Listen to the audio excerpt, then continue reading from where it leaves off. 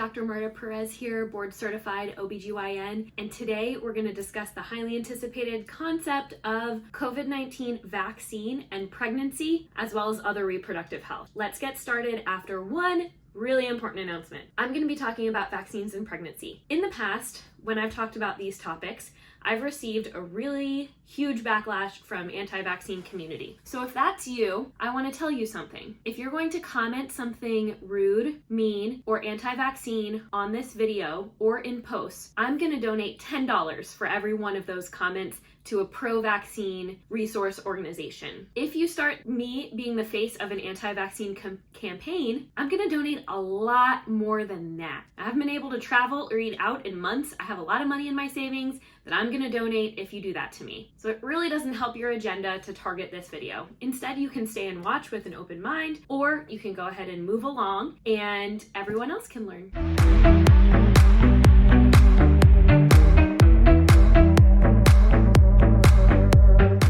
Outline for this talk today, we're going to talk about a little bit of background on the COVID-19 vaccines. Then we're going to talk about vaccination and immunity in pregnancy. Then we'll specifically discuss the COVID-19 vaccine in pregnancy. And I'm also going to cover breastfeeding and trying to conceive or fertility considerations with COVID-19 vaccination. Okay, some background on COVID-19 vaccines. First of all, I'm going to make these a little bit short and supply you with resources to learn more about how these vaccines work. They'll be in the comment section below. There are other scientists who are heavily involved in immunity and vaccine development, so they're really the experts. But just briefly, there are 3 different vaccines that have, at this point, and today is December 1st, 2020, showed efficacy and great results. 2 of them are the Moderna vaccine and the Pfizer vaccine. Those are both a new type of vaccine called mRNA vaccines.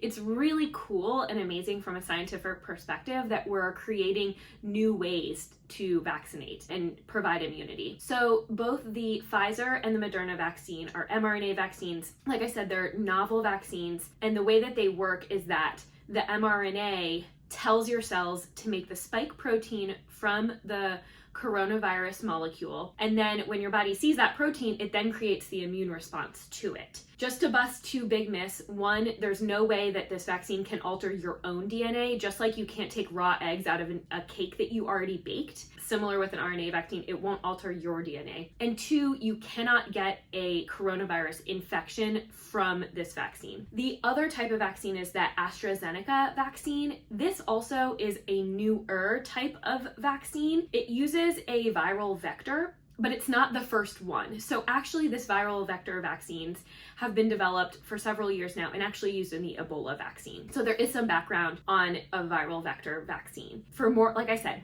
please check below from vaccine scientists for more information about how these vaccines work. I think they're really cool and super promising and exciting. Another point for background is that these vaccines have been showing efficacy in their trial data that for preventing severe disease from COVID-19. But we don't know about their ability to completely prevent any infection at all. So some who have been vaccinated possibly might still be able to get COVID and pass it around either asymptomatically or very mildly. So we're not going to totally get away from things like social distancing and masking really quickly, and it's still a good idea while we have an incomplete vaccination status in our country or wherever we are, that we're still protecting each other. But it's obviously so important and really exciting that we have a way towards immunity and greater health for our population. A little information on immunity and other vaccinations in pregnancy and COVID in pregnancy. Unfortunately, pregnant women were not included in the trials for this type of vaccine. So we don't have any data about the vaccine in pregnancy. But I'm just going to go back and talk a little bit about other vaccines that we do recommend in pregnancy. So the flu vaccine, we recommend in pregnancy for everyone in all trimesters. Before pregnancy, all trimesters of pregnancy, after delivering. Flu season starts in October, so if you haven't gotten one since last winter, you need a new one, and you need a new one each flu season. The reason we vaccinate pregnant people against the flu is to protect both the pregnant person and the fetus. So the pregnant person is protected because they have a lower risk of serious illness from flu, hospitalization, and death from flu when they have the vaccine compared to people who are age matched and health matched and don't. So that's why we recommend it. And then also the creation of antibodies to the flu helps the fetus by being born with those antibodies and continues to help throughout the breastfeeding process because antibodies continue to be passed during breastfeeding. In addition, critical illness from the flu, just like from COVID, can cause things like miscarriage and stillbirth and premature delivery because of maternal critical illness. So by vaccinating pregnant people against the flu, we prevent all those things. Contrast that with another vaccine we recommend during pregnancy. We also recommend the Tdap vaccine during pregnancy at about 28 weeks. And that's actually not to protect the pregnant person, it's actually to protect the fetus, the infant, actually newborn. So, and the reason is pertussis, the P in Tdap, means the whooping cough. Whooping cough is an illness that when adults get it, we have really mild symptoms. It is not life-threatening, but it absolutely is life-threatening for young children, especially neonates and newborns. So what we found is that if we vaccinate women during pregnancy against pertussis, they build the antibodies and then pass them to the baby during pregnancy. Those antibodies live for several weeks to months in the neonate newborn infant, and those babies have a low risk of hospitalization and death. So it really doesn't have to do with the pregnant person protection, it's the fetus future neonate protection. So when we're considering COVID-19 vaccination, we're talking about something more like the flu, where we're going to be protecting the pregnant person, which then also protects the fetus future newborn as well, because it avoids bad outcomes in pregnancy from maternal and pregnant person critical illness and protects the pregnant person themselves. So it's that protecting of both would be the consideration here. Again, a little bit of background. This is a completely new virus, so we don't fully have all the answers about how it affects pregnancy. Emerging data has shown that pregnant women are a vulnerable population to experience more serious illness and maybe even death than a matched group of similar health status, gender, and aged people, which means that we, and I say we because I'm pregnant, as many of you know, deserve some protection. We don't really have great data on miscarriage or stillbirth in COVID-19 in pregnancy now. There has been some conflicting data about vertical transmission, meaning does the actual virus itself pass from the maternal bloodstream into the fetal bloodstream during pregnancy, but most of it has edged towards probably not, although we don't know per trimester and we don't know like viral levels. It may depend on viral levels, how much viremia someone has. So we're not really sure about those things yet, but moving forward, we'll hopefully know more about those things. Yeah, and so that's my quick and dirty summary. I have tons more information about COVID-19 and pregnancy on my Instagram page and my highlight, and then 2 other YouTube videos. Okay, now to talk about the COVID-19 vaccine in pregnancy particularly. As you guys who follow me may have known, I've been waiting a few weeks since the first announcement of the very first type of vaccine that showed promising results to discuss COVID-19 vaccine, particularly in pregnancy. And that's because though I am a board certified OBGYN doctor, I really want to give you the best information from the experts. And today a statement came out from the Society of Maternal Fetal Medicine, or SMFM. And SMFM is an organization that's made up of the subspecialists in maternal and child health during pregnancy and postpartum. They are perinatologists is another word for them. They're the national organization that is made up of doctors, basic science researchers. Everyone is focused on health in pregnancy and the postpartum period. And they did come out with a statement today, which is great. So we're going to go over that. This statement is available for anyone to read online. Here's the title of it, and the link directly to it is in the show notes below, so you can read it extensively for yourself. I'm going to pick out a few of the important points in it to discuss right now. Really quick, this statement starts by getting on a soapbox, and I agree with it, so I'm going to get on my soapbox for a minute too. It is ridiculous that we're not including pregnant people in these trials to begin with. If we included them in the trials to begin with, then we had randomization and we could look at the actual data about its efficacy and any associated risks in pregnancy and protectiveness. And then we would be able to, as soon as it's available, offer it to pregnant women if those things were reassuring and have some data to stand on.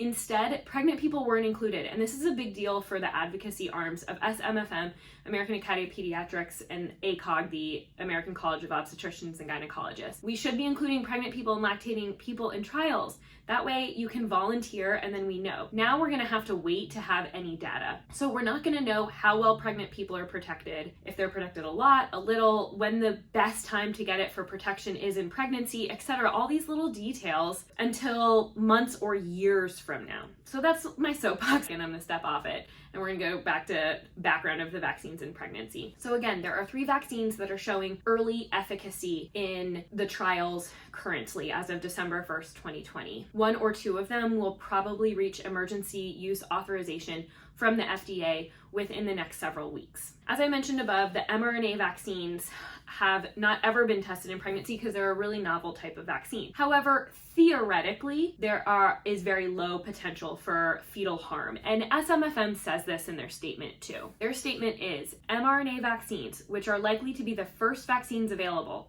do not contain a live virus, but rather induce a humoral and cellular immune response through the rise of viral mRNA. Healthcare professionals should also counsel their patients that the theoretical risk of fetal harm from mRNA vaccines is very low. So here we have SMFM saying basically we've theoretically just talked about how mRNA vaccines work, and we think that fetal risk from these would be very low. Now again, we're not gonna have data for a long time, but thinking theoretically about how these vaccines work and how pregnancy works and how immunity in pregnancy works, they should be safe for both pregnant people and fetuses. The other type of vaccine, the AstraZeneca vaccine, the viral vector vaccine, may not be available early on, but there is some data of a similar viral vector vaccine, the one used for the Ebola virus, which has been administered in pregnancy and has thus far shown an acceptable safety pattern in pregnancy. So not the exact same vaccine, but one that's like a cousin of it, very similar, has the Ebola one, has been looked at in pregnancy and has a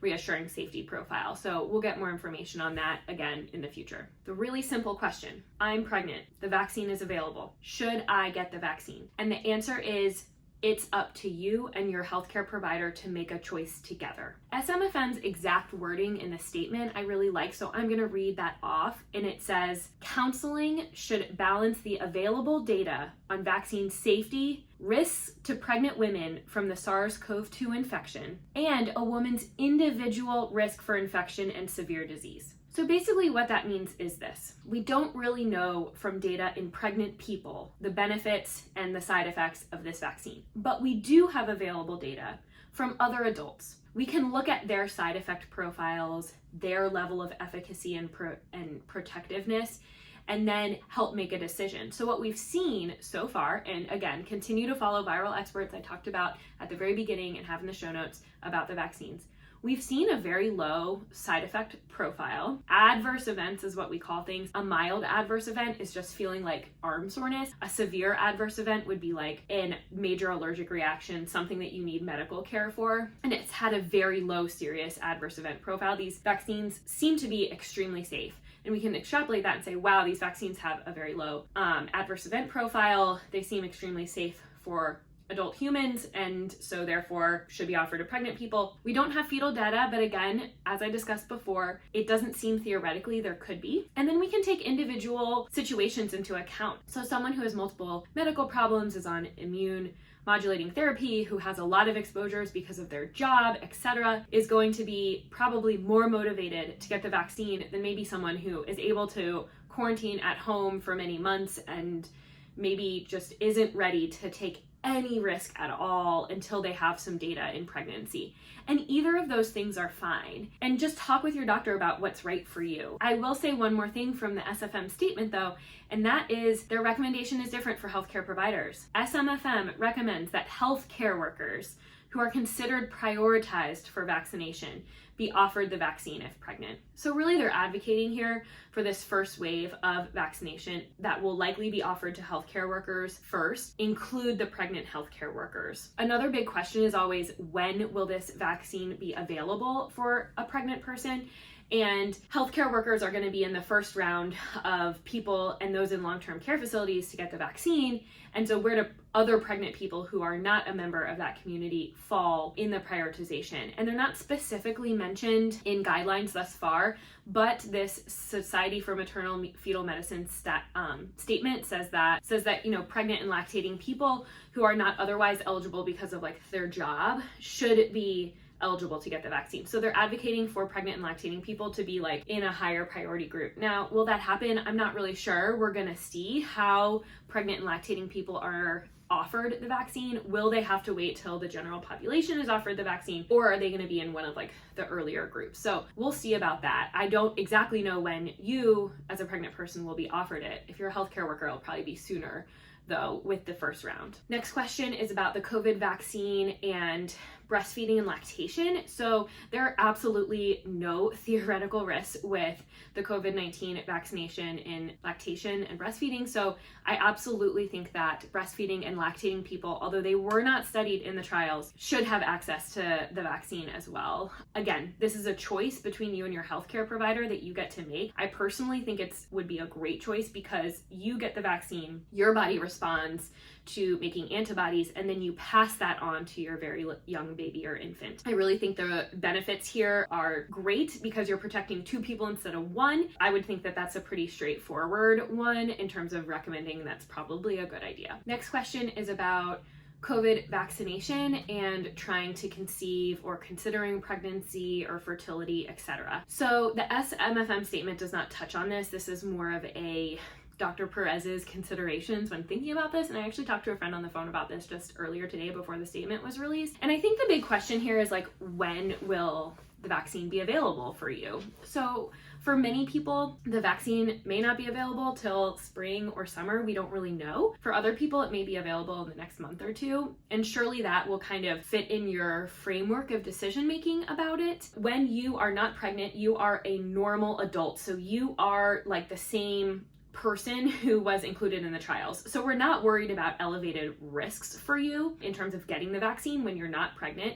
What the question is about how important it is to you to receive the vaccination or try to get pregnant sooner. And so that's a really personal decision for you. Is it high value for me to wait, or is it high value for me to get pregnant? The next issue that sort of plays into this is that both of the mRNA vaccines, the Moderna and the Pfizer, they are 2 boosters. So they're given 4 weeks apart. So in between, if you're someone who's gonna feel vaccine hesitant if you are early in pregnancy, then you may wanna wait within that window. So if you may see if you get pregnant before, but once you get the first round of the vaccine, you may like wait to try to skip a cycle until you get the second one and then like go on to try. If you're going to get vaccinated during pregnancy, no matter what, then that may not matter to you. If you're waiting to know what the safety of the vaccine in pregnancy and efficacy will be, you're going to be waiting many months to years for that information. So it really just depends on your personal values, both in regards to your fertility and when you'd like to be pregnant, and in regards to vaccine safety and information. I know that's frustrating. I know that you wish I just told you like, absolutely wait to get pregnant until the vaccine is out, or absolutely get pregnant now and we know the vaccine is safe and effective in every way during pregnancy. But unfortunately, it's just not one of those issues. It's just kind of a value-based judgment you have to make with your partner or family member and personal situation. All right, here's my real quick summary of what we discussed.